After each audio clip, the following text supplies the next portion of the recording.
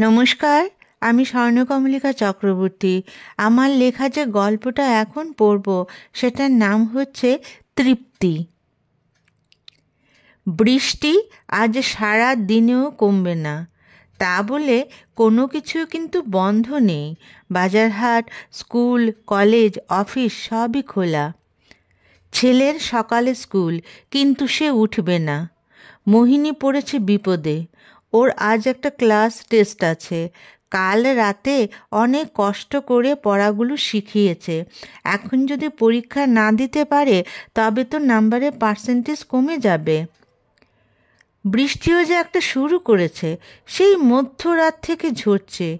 এখন তো একটু বিশ্রাম নিতে পারে। কি করে যে আজ ঘুম ভাঙাবে জানে না সে। মোবাইলটা খুলল সে। আজকাল খুব সুবিধা হয়েছে হোয়াটসঅ্যাপ গ্রুপ থাকাতে। সব খবরাখবর এই গ্রুপে চলে আসে। সে তো মনে মনে ঠাকুরকে ডেকেই মোবাইলটা খুলেছে এবং ওর কাঙ্ক্ষিত মেসেজটাও পেয়ে গেল, যেটা সে দেখতে চেয়েছিল।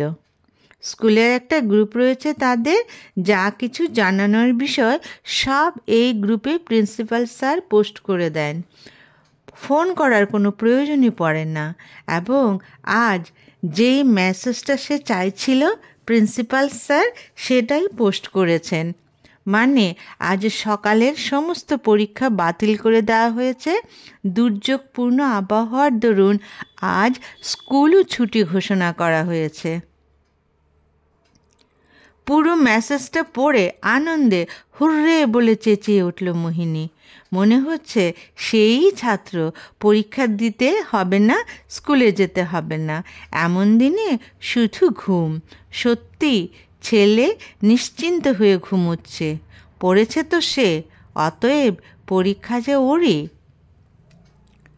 জানালার সামনে গিয়ে দাঁড়ালো সে। বাইরের রাস্তায় বেশ জল জমেছে। ছাতা মাথায় সব এখন বাজারের দিকে যাচ্ছে। যারা গত রাতে বাজার করে নিয়েছে তারা ভাগ্যবান, কারণ জল দিয়ে তাদের যেতে হবে না। ওর বড় সেই ভাগ্যবানদের দলে পড়ে, কারণ আজ তাদেরও বাজার করা হয়ে গেছে। যেই বাজারের কথা মনে হলো অমনি বিদ্যুতের মতো মাথায় খুব তাড়াতাড়ি একটা শব্দ মাথায় এলো। সব তো খোলা ঠিক আছে, কিন্তু ছায়া, সে ছুটি নেবে না তো? বলতেই পারে ফোন করে যে এত বৃষ্টিতে রাস্তাতে অটো পাচ্ছি না, তাই আজ আর আসবো না। ঘড়ির দিকে তাকালো সে। ওর আসার এখনো সময় হয়নি। ফোন তো হাতেই আছে, ফোন তো আসেনি। এঁটো বাসনগুলোর দিকে তাকিয়ে মনে হচ্ছে গতকাল এত বাসন না ভরালেই ভালো ছিল। যেদিন ছায়া বলে যায় যে আগামীকাল আসবে না, সেদিন বাসনের প্রতি মায়াটা একটু বেড়ে যায়। শুধু শুধু বাসন ভরাতে মন চায় না। আর যখন আসে তখন যে কত বাসনের প্রয়োজন হয়। আজকাল সে এটাই করছে, এবং গতকাল যেহেতু বলে যায়নি, বৃষ্টিও ছিল না, কাজেই সে প্রচুর বাসন ভরিয়েছে। এখন মনে হচ্ছে বাসনগুলো ওরই মাজতে হবে। নিজের উপরই কেমন একটা রাগ উঠতে লাগলো। বাবা ছেলে নিশ্চিন্তে ঘুমোচ্ছে। ঘুম থেকে উঠেই বলবে, রান্না হলো? আজ আমাকে তাড়াতাড়ি অফিস যেতে হবে, অফিসে প্রচুর কাজ জমে আছে। নিত্যদিনের ডায়লগ ওর মুখস্থ। কিন্তু ছায়া তো এখনো এলো না। সময় যে বয়ে যাচ্ছে। নির্দিষ্ট সময়ে 10 মিনিট পর টুংটাং শোনা গেল। দৌড়ে গিয়ে খুশি মনে দরজা খুলল সে।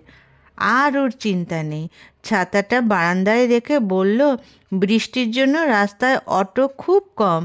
ছেলে বলেছিল এমন দিনে না বার হতে, কিন্তু দাদার অফিস রয়েছে, তোমার কষ্ট হবে, তাই চলে এলাম। সে বলল, সত্যি কষ্ট হতো, এক কাপ গরম চা খেয়ে কাজে লেগে যাও। ছায়া বলল, ঠিক আছে, চা বিস্কিট দাও।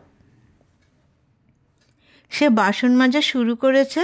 ওর ফোনটা এলো। ফোনটা ঘাড়ে চাপা দিয়ে কথা বলতে বলতে ওর কাজ শুরু হলো। মোহিনী রান্না বসায়। ওর কানে মোটামুটি কথাগুলো সব চলে আসে। সে শুনতে চায় না, কিন্তু বারণও করতে পারছে না। কি করবে সে? ছায়া আর 5টা বউয়ের মতো সংসার করতে চেয়েছিল। কিন্তু যে সংসারটা করাতে সাহায্য করবে তাকে তো সবার আগে সংসারই হতে হবে। শুধু কি ছেলে মেয়ে জন্ম দেওয়া ও প্রতি রাতে মদ খেয়ে এসে পুরুষত্ব ফলানোর জন্যে বউকে প্রচণ্ডভাবে মারধর করা এটাই সংসারী পুরুষের লক্ষণ? যেটা নাকি ছায়ার ঘাড়ে পড়েছিল। 3টে ছেলে মেয়ে নিয়ে ভেবেছিল সংসার করবে। টিকিয়ে রাখার অনেক চেষ্টা করেছে সে, সফলতা অর্জন করতে পারেনি। অবশেষে সিদ্ধান্ত যে সে বাচ্চাগুলো নিয়ে বেরিয়ে আসবে। এলেও সে, কিন্তু খাবে কি, কোথায় থাকবে? বাপের বাড়িতে সে যাবে না। লেখাপড়া তো শেখেনি, কিন্তু বাচ্চাদের সে স্কুলে পড়াচ্ছে। অতএব এখন 4টে বাড়িতে সে কাজ করে। সবাই ওকে খুব ভালোবাসে। মোটামুটি এখন সে ভালোই আছে। সে 4 বাড়ি থেকে প্রচুর সহায়তা পায় বাচ্চাদের লেখাপড়ার ব্যাপারে। কিন্তু একটা তো কিন্তু থেকেই যায়। এত কিছুর পরও যে ওর মনটা কেমন যেন উদাস হয়ে যায়। মনের ব্যাকুলতা সে বুঝতে পারে, অন্য কারোর বোঝার কথা না। পতিত খুশি হয়ে আরেকজনকে নিয়ে খুশিতে জীবন কাটাচ্ছে। কিন্তু সে, ওর কথা কে ভাববে? ভগবান সত্যি ওকে একজন ভাবার লোক দিল। অটো দিয়ে ওর সঙ্গে যে মহিলা প্রায়ই আসে এবং কথাবার্তা হয়, সে ওর এক পরিচিত বন্ধুর ফোন নাম্বার দিল ছায়াকে। ছায়াও কেন জানি মিস কল দিল সেই নাম্বারে। আজ প্রায় 2 মাস ছায়া শুধু ফোনে সেই বন্ধুর সঙ্গে কথা বলে। মোহিনী দেখে যখন সে কথা বলে ওর চোখে মুখে একটা তৃপ্তির আভা ফুটে ওঠে। সেই বন্ধুর 4 চাকা গাড়ি রয়েছে।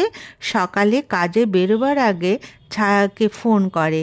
সেও এই ফোনের অপেক্ষায় থাকে। প্রত্যেক মানুষেরই তো একটা মনের চাহিদা থাকে। সেটা যদি সে কথা বলে পূরণ করতে পারে তবে কি সেটা দোষের? মোহিনী বুঝতে পারছে না সে ছায়াকে কি বলবে, ওর কি বলা উচিত। সে যেন ওই ছেলের সঙ্গে সম্পর্ক না রাখে। কেন বলবে সে? সে যদি একটু সময় নিজেকে একটু অক্সিজেন দিতে পারে তবে ক্ষতি কী?